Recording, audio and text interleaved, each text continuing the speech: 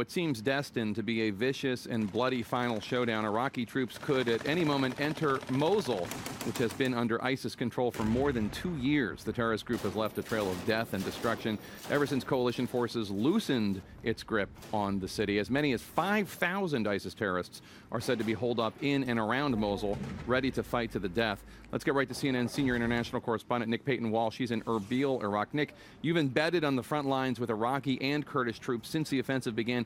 What are the conditions like on the ground right now?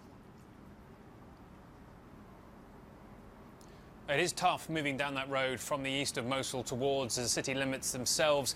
Iraqi military loud on the rhetoric today, saying they're nipping at those city limits in certain areas. Suggestions from residents in the sort of outer suburbs, if you like, of city proper, that yes, they are hearing gunshots. They are seeing Iraqi armour nearby, airstrikes following them too. But it's going to be a hard fight, as we saw ourselves. Intense resistance on Saturday night that we observed on that May road.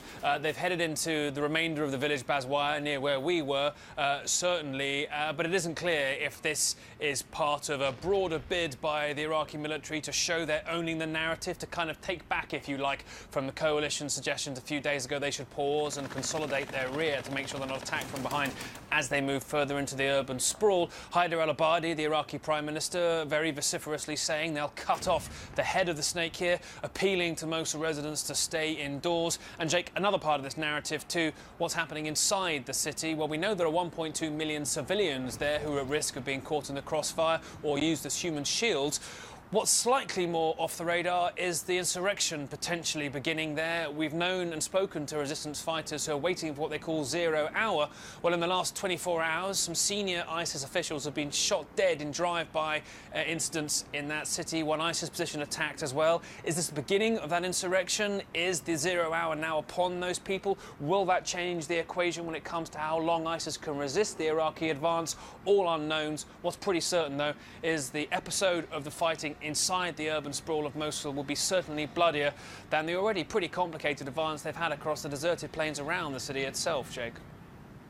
Nick, obviously ISIS is not going to go down without a fight to the death. What types of countermeasures are they taking to defend their stronghold in Mosul, which they've controlled for more than 2 years? You couldn't believe, Jake, the sheer volume of booby traps and mines laid everywhere. In almost every house in the village we were in, they have to clear it painstakingly. You never know if the soft toy on the floor is linked to a bomb or is simply something a child discarded as they fled. It's very hard for people to return to life there. It's very hard for Iraqi soldiers simply to move through areas, and that's in the deserted villages that, frankly, ISIS don't care so much about. Imagine what they've got in store for Iraqi security forces in the city proper, a densely packed urban environment, many civilians caught in there, urban street-to-street fighting, hard enough at the best of times, the best equipped militaries. Iraq's security forces, special forces that we saw, a brave job indeed, courageous, but facing a tough fight ahead, certainly inside that city, Jake. All right, Nick Payton-Walsh in Erbil, just recently embedded with Iraqi forces trying to recapture Mosul. Thank you so much, Nick. Please stay safe over there.